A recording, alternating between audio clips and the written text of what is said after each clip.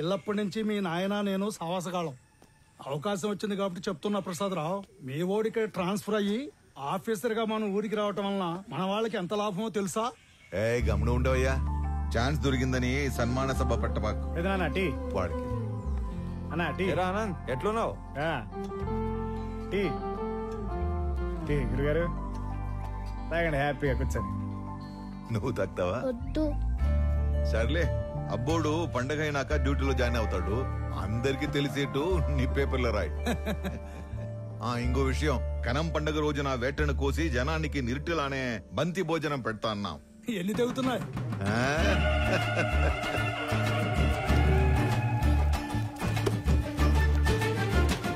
అనంత్, దుడ్డికి నీకు అంత లంకే ఉండదబ్బా. మటన్ కొట్టు సీనా అని పిలిస్తే సలపాగా నరికేటోడే. ఇప్పుడేమి తొందరైనదా? నాకి 3 తలలు అలాకాగా నరికినానా లేదా? ఏంటమ్మా, బాగున్నావా? బాగున్నానండి. యాలరాపా, ఆ చేతితో ప్రసాదం తీసుకుని రెండో చేసి ఆపుతా ఉన్నావు. ఇచ్చే ఈ పెద్ద ఆయన ఎవరో బయటూరి మనుషులా ఉన్నాడు. ప్రశాంత్ బాబు. రే అనంతు, మన వియ్యంకులు పెద్దమ్మ ఇంకా ఇంటికాడిని అరువులు చేస్తా ఉండారేమో, పోయి తొలగరా పో. వంటోళ్ళకి దుడ్లు ఇచ్చేసి ఉరకలాడతా పెద్ద. ఏందిరా ఎప్పుడు డబ్బు డబ్బు. ఇది ఇంకా మారలేదు. పోయొచ్చా? ఏంద్రోయ్ పెట్టి చేస్తా ఉండారు. సిఐసార్ సంగతి మరుచావా? ఆయనకి గాని తెలిసే కాల్చి పడేస్తాడు. సార్, మేముగా ఈ తూరు వచ్చే కయ్యలేదు సార్. మీరు గాని బలమందం పెట్టినారో ఆ మీట పెద్ద తంపు అవుతుంది. ఏంద్రో మొడుచుకొని మాట్లాడుతున్నావు? పోలీసులు పళ్ళులోని కొడతాడారేంది? అక్కడ ఏం జరుగుతుంటది? వస్తారా రారా? ఏంద్రా శుభు? ఎలా సార్, ఏమైనాది? ఎందుకు కొడతా ఉంటారు? నీకేంద్రా చెప్పేది? నువ్వు పెద్ద పొడికివా? పో పో. నాకు చెప్పండి, నేను కొత్తగా వచ్చిన డిప్యూటీ కలెక్టర్ని, ఈ మండలం ఇన్ఛార్జ్ ఎంఆర్ఓని.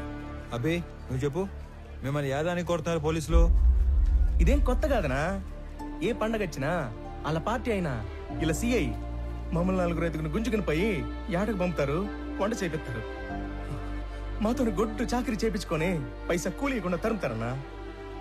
ఏమన్నా మాకు పండగ ఉండదా ఏమి? చూడండి, వీళ్ళు యాడికి రారు. మీరు పోండి, లేదంటే మీ 4 మీద యాక్షన్ తీసుకోవాల్సి వస్తుంది. పదండ్రా, వెళ్ళి సేక్ చేద్దాం. వెళ్ళండి. ಕಬೀರ್ ಪೋರ್ಟ್ ಏಜೆಂಟ್ ಆಗಿ ಕೆಲಸ ಮಾಡ್ತಾಗೆ ಸರ್. అంటే పోర్ట్ నువ్వు ఆపరా స్వామి, పొదుగులు చెప్పిందే చెప్పగాక. అదే నాకు పెద్ద కష్టమైన పనేం కాదు. అవేమైనా అగ్గిపుల్లనే ఏంది గుట్టుగా పెట్టిలో దాచిపెట్టుకోవడానికి? 450 టన్నుల మాలు, పెద్ద పెద్ద కంటైనర్లు నా డెగకను దాచిపెట్టడం అంత తేలికేం కాదు. నువ్వు ఉండరా స్వామి, పెద్ద మనిషి మాట్లాడలా. పోయి నీ బాసుకు చెప్పు, మాల్ కనిపెట్టి కబురు పెడతాను. పోగు. ఆಯ್ತು సార్. ఇప్పుడు చెప్పు సార్. ఆ కుర్రాళ్ళని తీసుకుని వస్తుంటే మన పైన ఎవరు యాక్షన్ తీసుకుంటా అంటున్నారు సార్. నువ్వే చేస్తా ఉండవు? ఆర్ఎంపీ ప్రాక్టీస్ చేస్తా ఉండానా? ఎట్లుండదు నీ ప్రాక్టీస్? ఏదో మట్టసంగా పోతా ఉండదునా, అగ్గువగా వైద్యం అందిస్తా ఉండాను. అదొక సాటిస్ఫాక్షన్. అంటే బా సరేనా, నీతో ఏదైనా పని పడితే టైం చూసుకొని వస్తాను. ఎవడురా వాడు ఇందాక యాక్షన్ తీసుకుంటా ఉంది? నా యాళ్ళు లాగి పీకాల్సిన పనిచ్చి లగెత్తుకుని వచ్చారు. బ్రతకండి రా వాడిని, పట్టుకురండి. మనం పట్టుకొచ్చే పని లేదు సార్, ఆయన్నే వస్తున్నాడు. ఎడా అతనే సారు.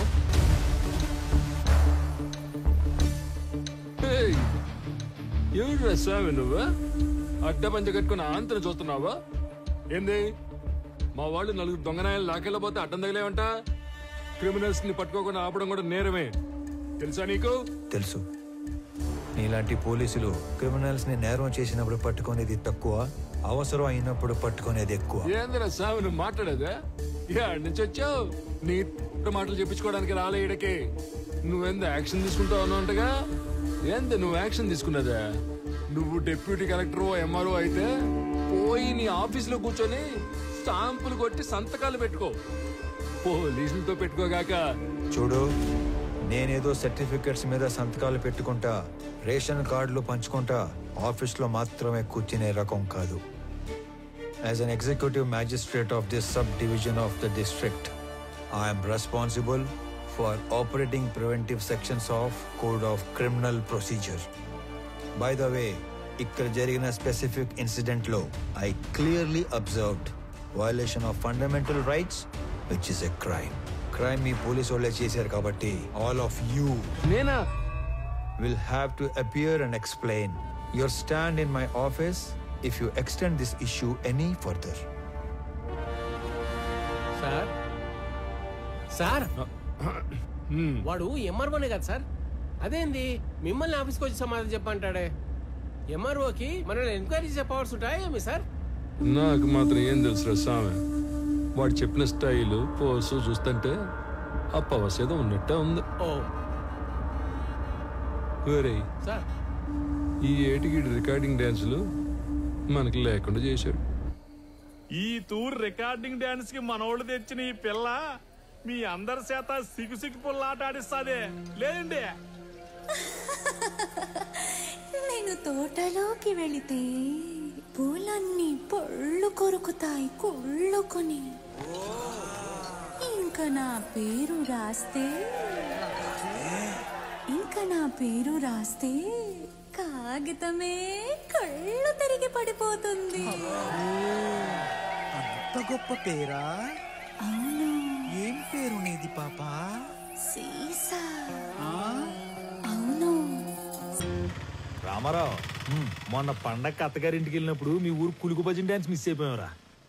ఎరా రాఘవ, ఏంటి కొత్తగా గడ్డం? ఏముంది, 4 రోజులు లీవ్ లో ఉన్నా. బద్ధకం. వచ్చే వారం ఆఫీస్కి వెళ్ళాలి, అప్పుడు తీస్తా. అది సరే గానీ నువ్వేంట్రా దూరదర్శన్? పండక్కి తప్పితే మీ ఊరు పక్కకే రావడం లేదు. నీకేంటి రాఘవ, ఏమైనా చెప్తావు? స్టేట్ గవర్నమెంట్ ఉద్యోగం కూర్చోబెట్టి పెడుతున్నారు. మా పరిస్థితి దొరకట్లో లేదురా. చాలా ప్రైవేట్ ఛానల్స్ వచ్చేస్తున్నాయి. మేం గట్టిగా కష్టపడకపోతే నిలబడటం కష్టం. గంగాధర్, నువ్వు ఎంత కష్టపడ్డా నిలబడటం కష్టమే. ఆల్రెడీ జెమిని టీవీ, ఈటీవీ అని ప్రైవేట్ ఛానల్స్ టౌన్ల వరకు వచ్చేసాయి. నెక్స్ట్ ఇంకా ఊళ్ళకే. నానా సలీం, మీరు కష్టపడకపోయినా అంతే. సెల్ ఫోన్ టెక్నాలజీ చాలా స్పీడ్ గా వచ్చేస్తుంది. నియర్ ఫ్యూచర్ లో మీ ల్యాండ్ ఫోన్లు అన్ని మాయమే. అందుకే మేమంతా కష్టపడి మా డిపార్ట్మెంట్ నిలబెడతాం. అబ్బో, చానాలకి చిన్ననాటి స్నేహితులంతా ఒకే చోట చేరారే. ఏంటి రామారావు, మన ఊరికి ట్రాన్స్ఫర్ చేసిన తర్వాత చేతులు కట్టేసినట్టు ఉండదా? ఇక్కడ నువ్వు సాల్వ్ చేయడానికి పెద్ద సమస్యలు లేవు, అలాగని నువ్వు చేయడానికి పనులు లేవు. డ్యూటీలో ఎప్పుడు జాయిన్ అవుతుండవు? రేపే. అయితే ఇంకా పనుంటే తప్ప రేపటి నుంచి కనపడరా. కొత్త ఎప్పుడు వస్తాడేమో గానీ పాతనైతే 11 గంటలకు వచ్చి టెన్షన్ 1 గంటకు వెళ్ళిపోయాడు. సుఖం ఉండేది మనకి. అవును గర్జన ఆడేం చేస్తా ఉండు, సార్ వచ్చేసి ఉన్నాడు, జనాల్ని కలుస్తా ఉన్నాడు.